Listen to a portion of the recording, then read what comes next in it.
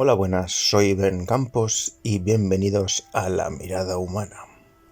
Vamos a ir atrás en el tiempo, al año 723, en las tierras de Germania, donde vemos caminar a un fraile llamado Benifacio, más tarde conocido como San Benifacio, dirigiéndose al roble de Thor, y se hizo santo y famoso porque taló ese roble, introduciendo el cristianismo en las tribus germánicas del norte de Europa. Ahora bien, ese roble,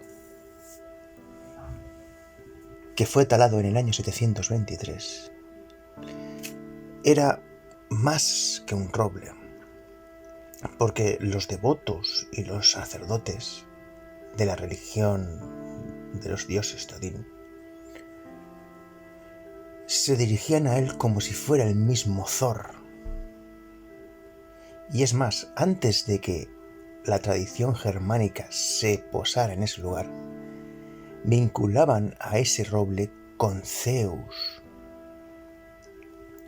Y nos encontramos con que el avance del Dios único pudo hacer aquello que las legiones del Imperio Romano no pudieron hacer, que es subir hacia el norte.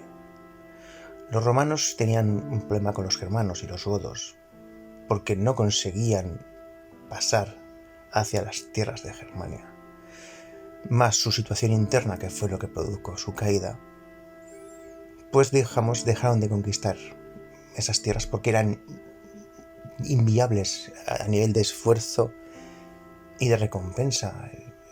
No podían superar esa fuerza guerrera que poseían los germanos. Y sin embargo nos vemos que un fraile, sí, uno con un hacha, llega y tala un árbol que tiene milenios y en el cual alrededor hacían ofrendas y se dirigían a él como el mismo Thor. Hombre, creo que ese árbol se tenía que haber hecho de todo menos talarlo, más que nada porque era el patrimonio cultural del mundo antiguo, casi tan antiguo como el mundo griego, en los dioses del norte. Y sin embargo, ante el avance de una, religión depredadora, porque sí, el cristianismo es una religión depredadora. Y diréis, ¿por qué es una religión depredadora? Muy sencillo, porque donde llega no permite que exista otra. Se catalogan como que poseen al Dios auténtico y destruyen todo alrededor. Claro, eso ha sido en Occidente, en el mundo grecolatino, donde toda la estructura romana fue a pasar a la Iglesia Católica. Y de ahí que haya sobrevivido toda la estructura del mundo grecolatino hasta nuestros días. Y posiblemente después de nuestros días siga existiendo, porque ya se ha guardado todo en las nuevas bibliotecas de Alejandría. Pero atención, ¿qué está pasando en la actualidad? Pues muy sencillo, que si vais a una iglesia, veréis que la mayoría de gente que está es superior a los 60 años. Y los que suelen ir a misa, y no todos los días o los domingos, superan los 60 años, por lo que no tienen con qué alimentar su estructura social.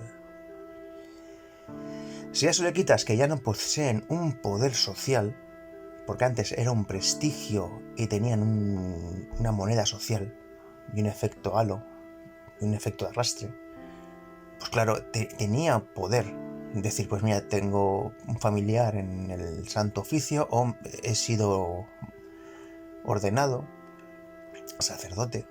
Claro, hoy en día no tiene ningún beneficio social, al contrario, no aporta nada y no pueden conseguir nuevos fieles porque no tienen con qué atraerles, porque todo lo que ofrecen es restrictivo. Cosa que, por ejemplo, las otras religiones que existen y que se han desarrollado no son restrictivas, aunque tienen sus límites. Veas el budismo, veas el sintoísmo, veas el taoísmo, veas el wicquismo, veas el recuperado culto a los dioses nórdicos, que se ha vuelto a recuperar. Hay un mínimo de seguidores, pero los dioses nórdicos vuelven a tener adoradores. Pero voy a contar unos datos curiosos. En Japón, un 1% de la población es católica. Sí, es católica. A lo cual a mí me cuesta de entender que un japonés cuyo esquema mental comprendo, porque he estudiado por X motivos su cultura y comprendo su forma de pensar, me sorprende que se sienta atraído por algo restrictivo como es el catolicismo. Porque si tú comparas la cultura japonesa y su ritmo de vida y comparas el catolicismo incorporado en esa vida, es totalmente restrictivo y no aporta nada. Y es más, os voy a poner otro ejemplo. Corea del Sur. Corea del Sur tiene catedral y obispo. ¿Cómo es posible? Cuando son asiáticos, cuando tienen una cultura tanto taoísta, budista, chamánica, y ahora tienen una cristiana también. Que atención, existe un cristianismo asiático. Los mongoles, dos tribus de Mongolia, de la parte superior izquierda, eran cristianas. En el siglo IX después de Cristo había un cristianismo asiático y pasó por Mongolia a China y existe una estructura cristiana china. Pero claro, fue tan minoritaria que no pudo sobrevivir. Y aparte es que China, hasta el siglo XVII, pues tuvo creo que unos 3.000 años de guerra, por lo que era lógico que el cristianismo no pudiera sobrevivir.